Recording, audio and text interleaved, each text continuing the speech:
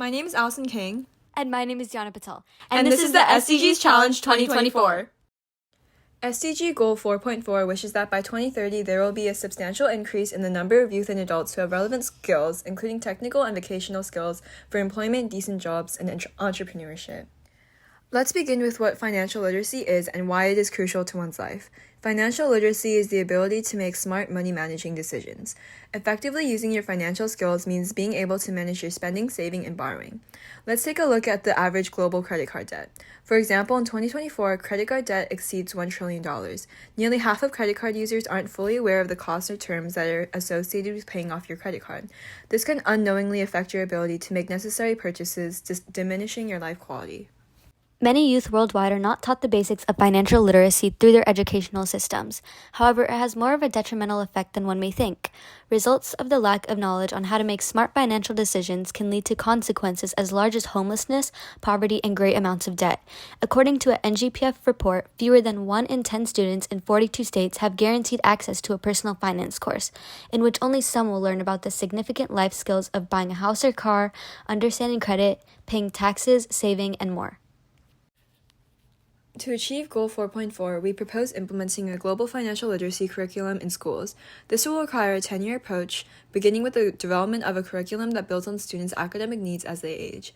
To do this, we will begin with pilot programs in a few regions in the U.S. Educational specialists and digital content developers will create adaptable plans that teach basic financial skills that can be taught on their own or embedded into the math or social science curriculums. This will occur through communication with UNESCO, OECD, and World Bank to ensure that it aligns with global standards. To expand, we would implement the curriculum in other regions with the help of cultural advisors to guarantee that the curriculum aligns with the previous knowledge of students in that country. Digital developers can also assist with allowing multi-language support to make expanding more accessible. The estimated cost to implement this globally will be about $11 million. In year 1, we will begin to work with the ASCD to plan the implementation of the curriculum in America before any other global nations. At the same time, we will create our curriculum developmental team. Educational specialists will use their knowledge of familiarity with the educational systems to cover basic financial concepts.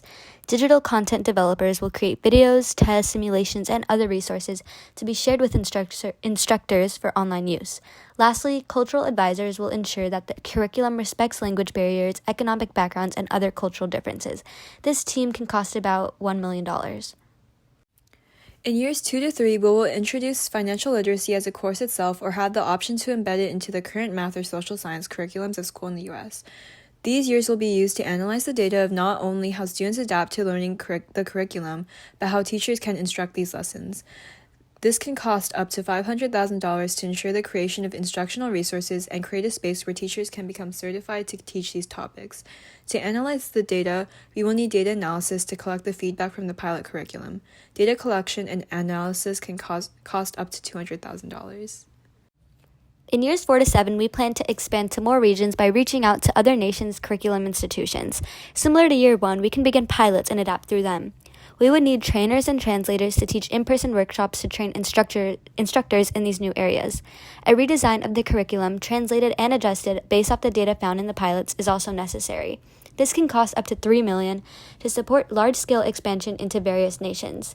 Engaging global media and government at this point will allow financial literacy to be demonstrated as a core skill. Global success can allow us to have government funding, and personnel, marketing, and campaigns can cost up to $1 million. In the final 3 years, integrating financial literacy into various grade levels in even more countries requires institutions such as UNESCO, OECD, and World Bank to ensure that our curriculums meet national standards. We will also need to develop our long-term team. In each country, long-term trainers will support instructors teaching this topic if financial literacy is nowhere in their current curriculum. Long-term data analysis and educational specialists will adjust the curriculum to the current economic state of the country. This can cost up to $5 million as not only our personnel but the amount of regions expanded has grown significantly.